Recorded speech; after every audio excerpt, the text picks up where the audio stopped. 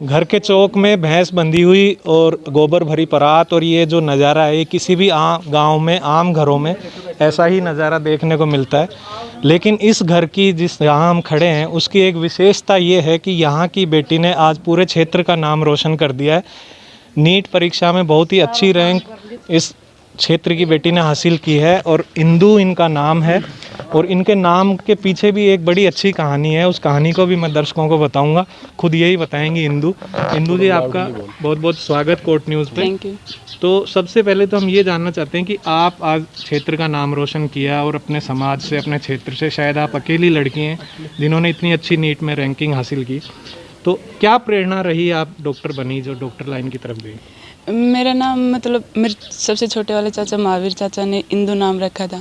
मतलब इंदु नाम की कोई डॉक्टर थी, तो इनको किसी ने बोला था कि मतलब ये नाम रखा है तो डॉक्टर भी बना के दिखाओ। तो इन्हें जब से मैं छोटी थी तभी से मेरे को डॉक्टर बनाना चाहते थे ना। हमेशा मेरे को बस यही बोलते कि तुझको कुछ भी करके डॉक्टर बनना है।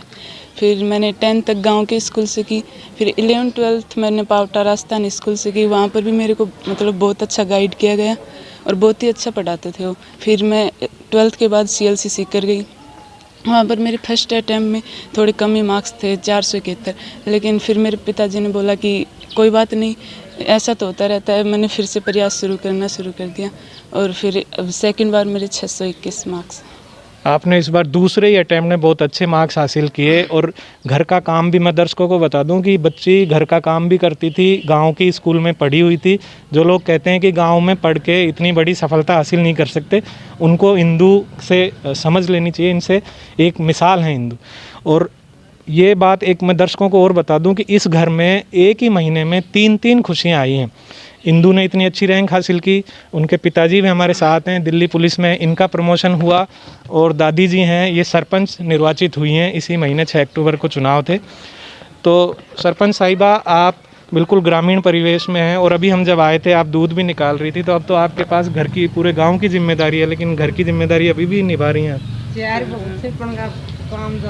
गाँव का घर का काम अभी भी करते हैं? अभी भी करता है। अच्छा, कोई दिक्कत नहीं है आपको? बिल्कुल बहुएं भी हैं आपके साथ, आप पूरा बहुओं के साथ काम पूरा करें? बस मैं खोजे वो करें और वो खेजे बच्चा खेजे मैं करूँ और मैं खोजे बच्चा करें।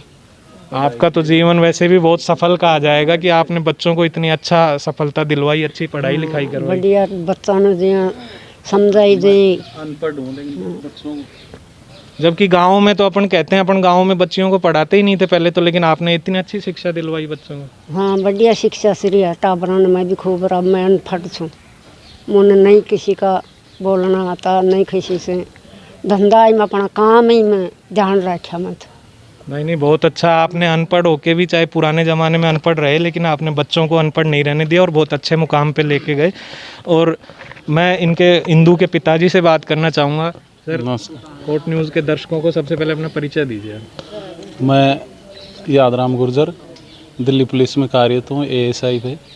और मेरी शुरू से इच्छा रही, मैंने अपने भाई को भी पहले कोचिंग करवाई लेकिन उसका नहीं हो पाया था। और अब मेरी इच्छा थी कि मेरे बच्चे पढ़ लिख के बड़े मुकाम हासिल करें, और मैंने मोटिवेट किया इनको। और दूसरे ही प्रयास में बड़े अच्छे मार्क्स से नीट में क्लियर की मेरी बेटी इंदु ने। तो अब आपको एक महीने में 3 खुशियाँ भगवान ने छप्पर फाड़ के दी हैं, तो कैसा महसूस कर रहे हैं?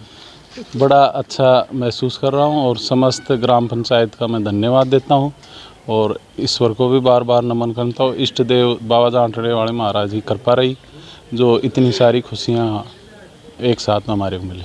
हम एक बार फिर इंदु, मेरे एक सवाल है जो मेरे दिमाग में आ रहा है, तो मैं वो, क्योंकि आने वाली पीढ़ी को और दूसरे बच्चों को भी क्या संदेश आप देना चाहेंगी, ये सवाल मेरे दिमाग में है, तो आप बताइए। हमको हमेशा अपने परिवार की स्थिति को देखकर चलना चाहिए, क्योंकि कई बार बहुत होता है कि परिवार में खूब पैसे होते हैं और बच्चे फिर बिगड़ जाते हैं।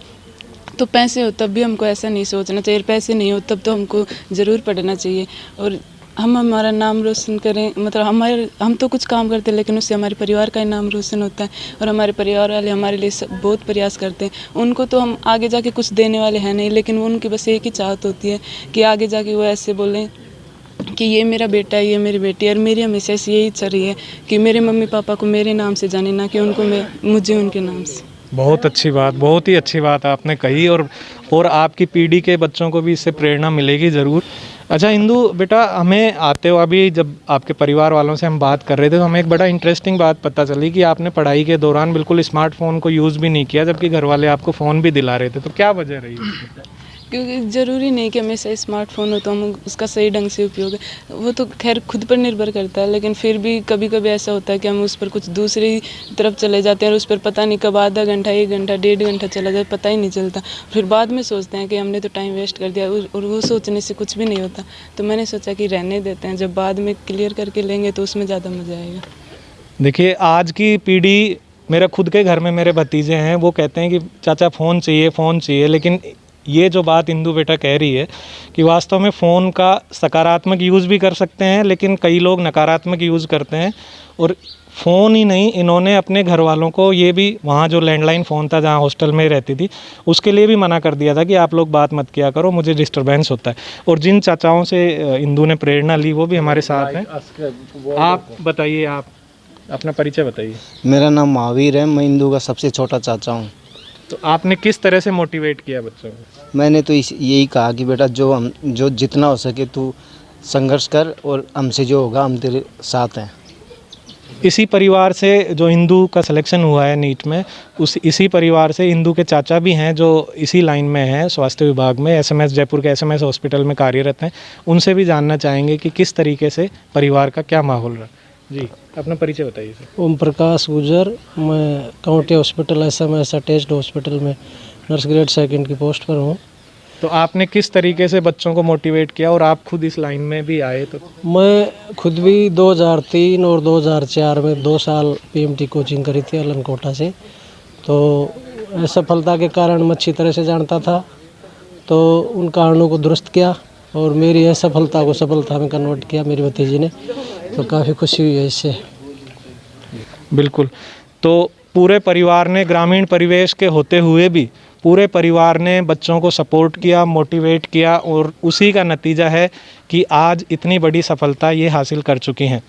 और उम्मीद है इस गांव से और इस क्षेत्र से, पूरे कोटपुतली से, आसपास के गांवों से भी इंदु से लोग प्रेरणा लेंगे और आगे पढ़ेंगे, आगे बढ़ेंगे, नाम रोशन करेंगे। महेंद्र सैनी, कोट न्यूज़। बेहतरीन नौकरी पानी है तो यहाँ आए।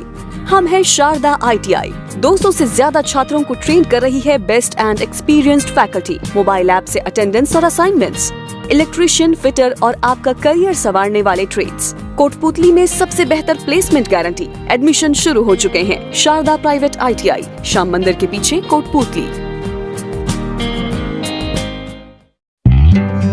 ताज़ा तरीन अपडेट्स के लिए हमारे फेसबुक पेज को लाइक और फॉलो कर लें। साथ ही यूट्यूब पर कोट न्यूज़ चैनल को सब्सक्राइब कर लें। वीडियो को लाइक करना भी न भूलें। फिलहाल के लिए इतना ही। नमस्कार।